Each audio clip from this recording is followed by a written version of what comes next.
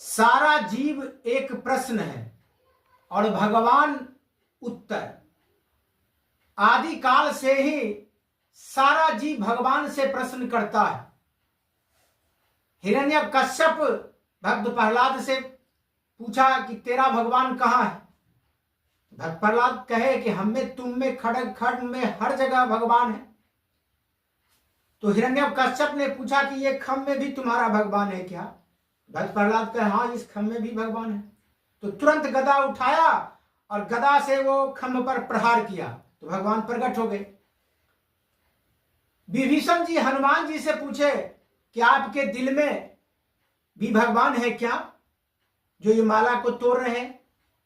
तो तुरंत हनुमान जी ने सीना को चीरकर और भगवान और मां सीता जी को दिखा दिए। दुर्योधन चीरहरण में द्रौपदी से बोल रहा था बुलाओ अपने उस भगवान को, तो भगवान प्रकट होकर चीर बढ़ाए।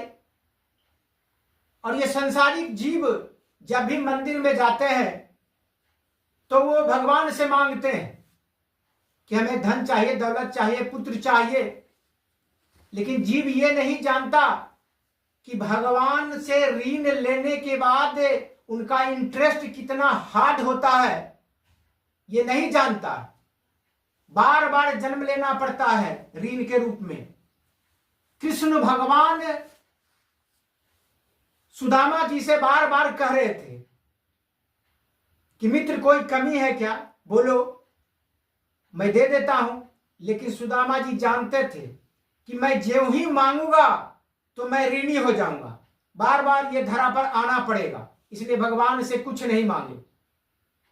और भगवान जो अपने मन से देते हैं उसका कोई इंटरेस्ट नहीं लगता है। और जीव भगवान से अगर मांग बैठता है तो उसका हार्ड इंटरेस्ट लगता है, बार बार धरा पर आना पड़ता है। रामचंद्र भगवान जब वनवास जा रहे थे तो केवट से भी ये बात कहे थे कि मांगो जो कुछ मांगना है। लेकिन केवट कुछ नहीं मांगा, कुछ नहीं। केवट ने कहा रघु राई से उतराई न लूंगा हे भगवान, क्योंकि केवट भी जानता था कि मैं ज्यों ही मांगूंगा तो मैं ऋणी हो जाऊंगा, इसलिए उसने कुछ नहीं मांगा। और जो भगवान का इच्छा हुआ वो दिए, उसका ऋण नहीं लगता है। जय माता की।